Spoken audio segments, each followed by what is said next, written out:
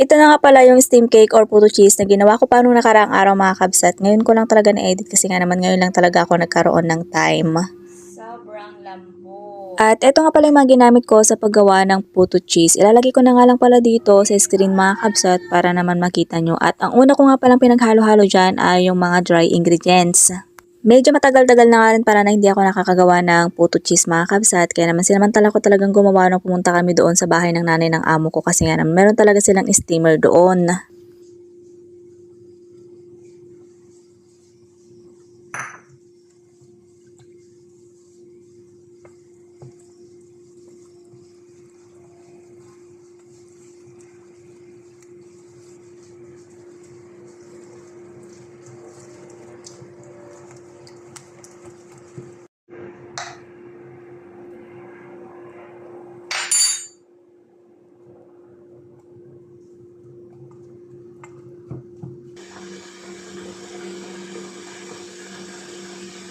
Ito talaga ang ginagamit ko sa pagluluto ng puto cheese mga kabsat. Hindi ko talaga tinatapon yung mga lata ng cheese at iniipon ko talaga mga kabsat kasi nga naman mapapakinabangan talaga to. Dati talaga mga kabsat kapag nagluluto ako ng puto or steam cake, ang ginagamit ko ay yung baso na maliliit. Yung ginagamit nila kapag umiinom sila ng kape.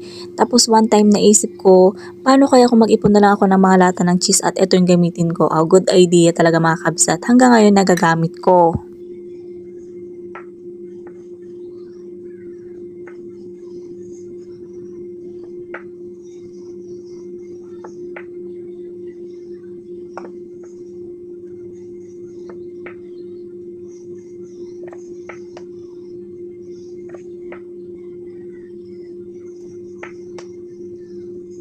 At i-steam ko nga pala to ng mga 12 to 15 minutes. Calculate as fast as you can.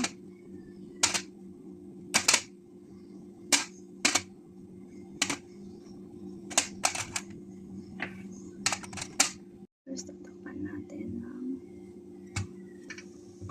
At nung luto na nga pala yung puto ay saka ko palang ilalagay yung sliced cheese. Sliced cheese nga pala talaga yung ginagamit ko kapag gumagawa ako ng puto mga kabsat. At kapag luto na saka ko palang talaga ilalagay yung cheese kasi kapag sinabay mo matutunaw at mawawala talaga yung cheese niya.